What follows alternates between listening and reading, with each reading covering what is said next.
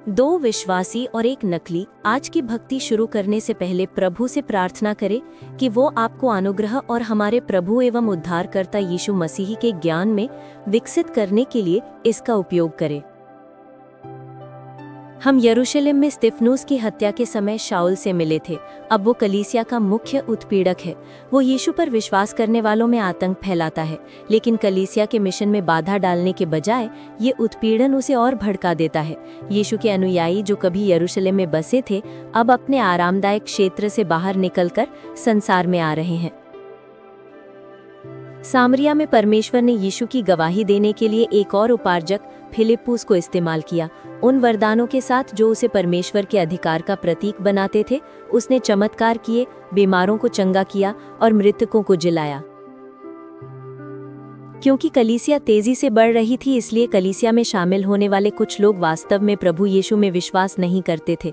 जादूगर शमून निश्चित रूप से इस यात्रा में साथ था, ये देखने के लिए कि वो आत्मा के इस नए कार्य से कैसे लाभ उठा सकता था।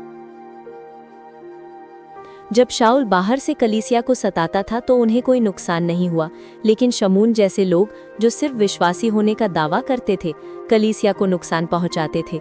जब हम उसके लिए दरवाजा खुला छोड़ देते हैं तो दुश्मन नुकसान पहुंचाता है। जब कोई सचमुच उद्धार पाता है तो पवित्र आत्मा हमें वचन प्रकट करता है। आमतौर पर वो इसे पहुंचाने के लिए अपने बच्चों का इस्तेमाल करता है। आइए देखें कि यह कैसे होता है।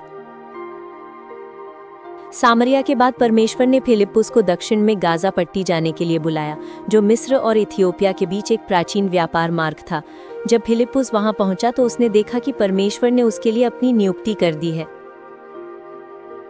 यरूशलेम से लौटते समय इथियोपिया का एक उच्च पदस्थ गणमान्य व्यक्ति अपने रथ पर सवार होकर भविष्यवक्ता यसाया की पुस्तक पढ़ रहा था, लेकिन उसे इसका अर्थ समझ नहीं आया। परमेश्वर की आत्मा ने फिलिप्पुस को रास्ते में उस अधिकारी के पास जाने के लिए प्रेरित किया। आत्मा अपने बच्चे द्वारा दिए गए अपने वचन का उपयोग करते हुए उसका मार्गदर्शन करता है।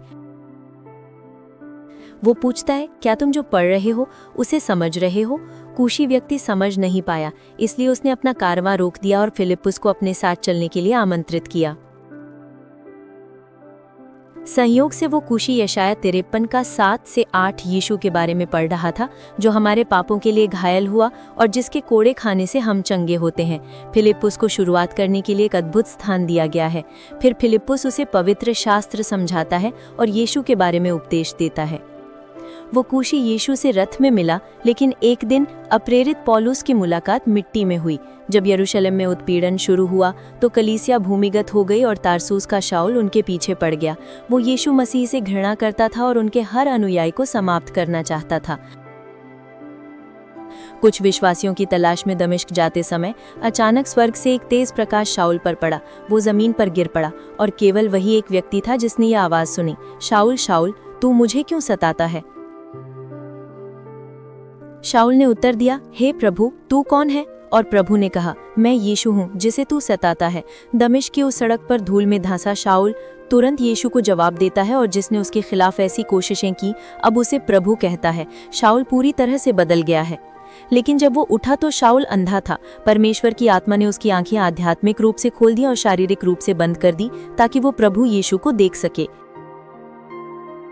कुछ दिन बाद जब परमेश्वर ने शाऊल की आंखें खोली तो वो अभी भी तारसूस का शाऊल था, लेकिन अब वो भाई शाऊल है। वो दुश्मन नहीं है, वो एक भाई है।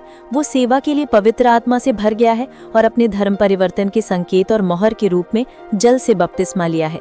अंत में वो दमिश्क में यीशु के अनुयायियों के साथ बैठा और एक हृदयपूर्वक भोजन का आनंद लिया। इस प्रकार शाऊल और पूरी नई कलीसिया में विश्वास का एक ऐसा रोमांच शुरू हुआ जिसने सचमुच दुनिया को उलट पुलट कर दिया, क्योंकि कलीसिया का विकास जारी रहा और सुसमाचार बाहर फैलता गया। 1. सुसमाचार को समझने और सुसमाचार पर सच्चा विश्वास करने में क्या अंतर है?